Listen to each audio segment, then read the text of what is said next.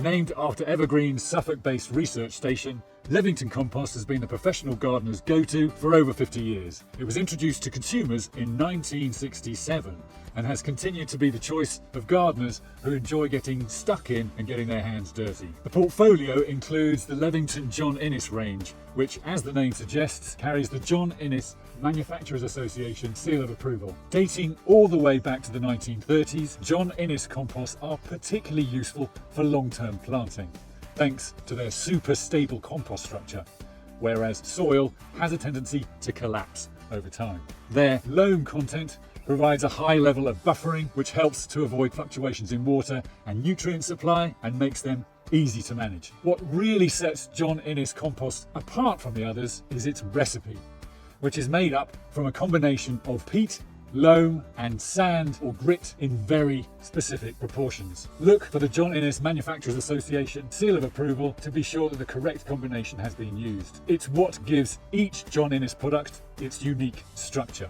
Of all the ingredients, loam is the most crucial. It acts like a storage facility, holding on to excess nutrients and water to effectively create a reserve of plant food and water, which is ready and waiting for your plants when they need it.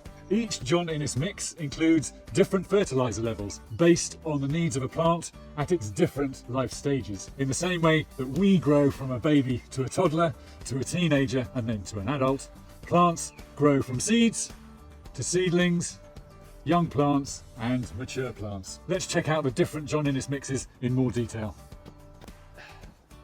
First up is the Levington John Innes Seed and Cutting Mix, in which peat and loam are combined with sand and a low level of fertilizer. What this does is encourages seeds and cuttings to grow strong, healthy roots that can easily move through the compost and feed on the appropriate food levels as they go, resulting in nice, healthy shoots and leaves. Just like babies, seed roots are really delicate, which means that they need to be treated with care when they're ready to be moved into individual pots. And that's why there's sand in the mix. It helps tease out the baby roots out of the compost without damaging them.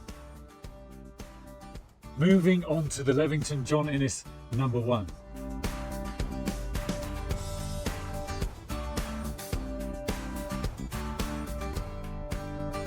It has the same combination of peat and loam with added grit that helps it drain well in the larger pots that the seedlings need. There's still a low level of feed in this mix to make sure the tender young roots don't get burned, similarly to how babies move from milk to soft food. Once the roots have fully explored the compost, your plant is ready to move on again. As a toddler grows into a teenager, they need more food and space, just as our plant requires a larger pot that contains Levington John Innes number 2.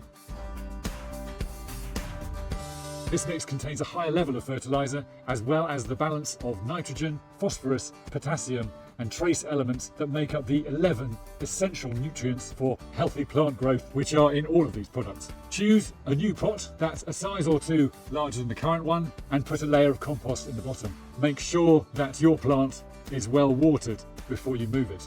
Then place it in the middle of the new pot and add compost around the sides before firming lightly. It's important to maintain the same level of compost as the old pot, so don't add compost on top.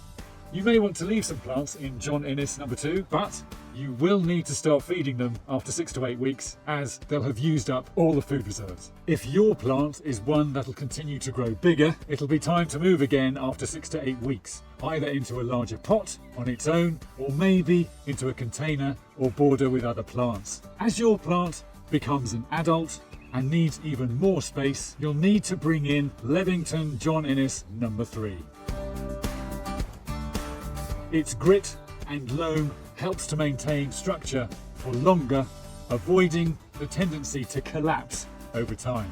That additional grit and loam also adds weight to the mix, making it effective at stabilising large patio pots so that they don't blow over in high winds. After 6 to 8 weeks, you should start feeding your plant with supplementary liquid like Tomerite plant food. There's even Levington John Innes Ericaceous.